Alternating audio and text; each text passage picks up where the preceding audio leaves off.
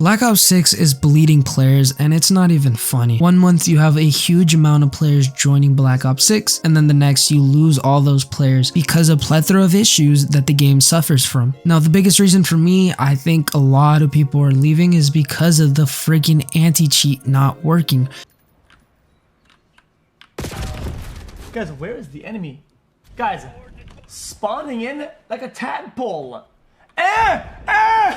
What?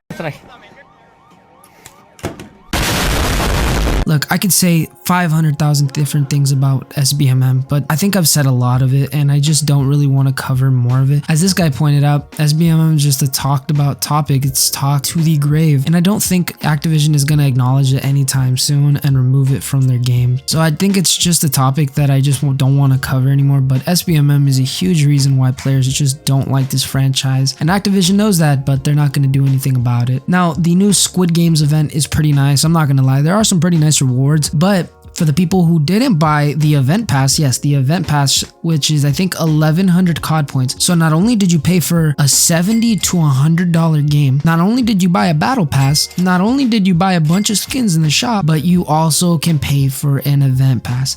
How mind-blowing is this? I think Treyarch and Activision have really reached a new low, and it's crazy to even think that. And fine, you know, every game needs to make money, but again, those things that I've mentioned already, is that not enough? Why not give your loyal players these rewards? They're pretty sick. They're actually really nice, but again, they have to make money, and dude, this franchise makes billions of dollars every single year off of microtransactions and game sales, and the least they can do is just provide these little skins, which I'm not complaining about. They're actually really nice, but they're just bare bone. Now, if you really want those pink guards, you're gonna have to shove out some money to Activision. Now, the event overall is pretty fine. I've played some games in Warzone, and it's pretty nice. It's actually a pretty good idea, I'm not gonna lie to you, but there is some issues for people like me on controller, which have stick drift. I don't suffer from stick drift, fortunately, but there are some issues happening for people in a particular way. Now, the particular way that I'm talking about is players who have to stand still,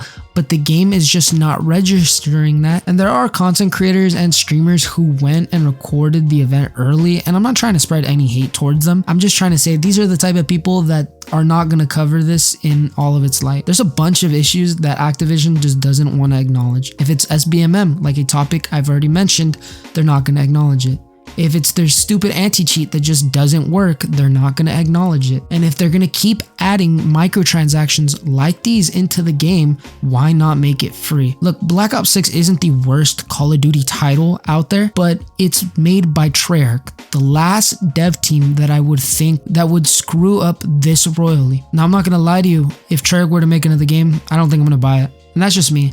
I know Treyarch is a very talented team, but I don't think they're the same talented team that gave us Call of Duty, World at War, Black Ops, Black Ops 2. I don't think they're the same team. There's a different team now, and it shows a lot. Call of Duty is not going to change for the better. It's only going to change for the worse, and I think a lot of people are starting to realize that, and it's unfortunate it's taken so long. Again, Activision just wants to sweep these things under the rug, but I don't think that's what's going to happen this time around. I hope whoever bought this event pass is actually happy with themselves. I'm not saying you can't buy anything like this, but when you look at the issues at the core of Call of Duty and Warzone, what does this really show? And again, I don't care if you bought the event pass, buy it by all means. Now that's gonna have to wrap up today's video. I don't want this video to be entirely negative. That's pretty much gonna have to do it for today. I hope you guys definitely did enjoy, and I will catch you guys in the next video.